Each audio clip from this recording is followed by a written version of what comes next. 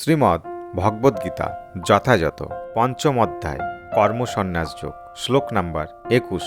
ব্যাহ্য সংস্পর্শ শক্ত্যাত্মা বিন্দোত্তাত্মানি যৎ সুখম সা ব্রহ্ম যোগযুক্তাত্মা সুখমক্ষয়মশ্নুতে।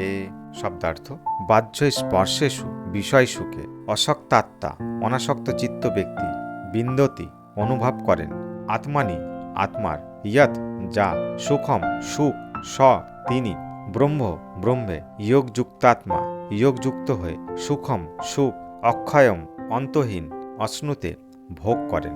অনুবাদ: সেই প্রকার ব্রহ্মবিদ পুরুষ কোনো রকম জড় ইন্দ্রিয় সুখ ভোগের প্রতি আকৃষ্ট হন না। তিনি চিৎ জগৎ সুখ লাভ করেন।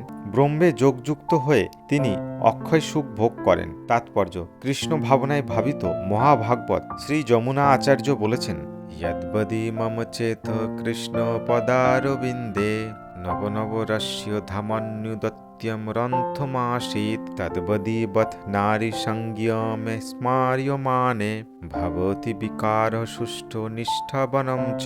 যখন থেকে আমি ভগবত ভক্তি লাভ করে ভগবান শ্রীকৃষ্ণের পদারবিন্দে সেবায় রত হয়ে নব নব রস আস্বাদন করছি, তখন থেকে নারী সঙ্গের কথা মনে হলে সেই চিন্তার উদ্দেশ্যে আমি থুতু ফেলি এবং ঘৃণায় আমার মুখ বিকৃত হয়। ব্রহ্মযোগী বা কৃষ্ণ ভাবনায় ভাবিত ভক্ত ভগবানের প্রেমময় সেবায় এতই তন্ময় থাকেন যে তখন আর ইন্দ্রিয় সুখ ভোগ করার বাসনার প্রতি তার লেশমাত্র রুচি থাকে না। জড় জগতে স্ত্রী সঙ্গ করাটাই হচ্ছে পরম সুখ। সমগ্র বিশ্ব এরই মোহে চালিত হচ্ছে।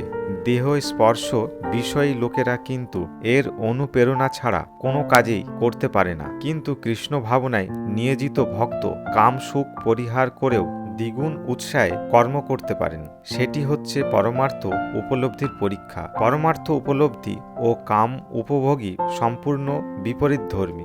জীব জন্মোক্ত কৃষ্ণ ভক্ত কোনো রকম ইন্দ্রিয় সুখের প্রতি আকৃষ্ট হন না।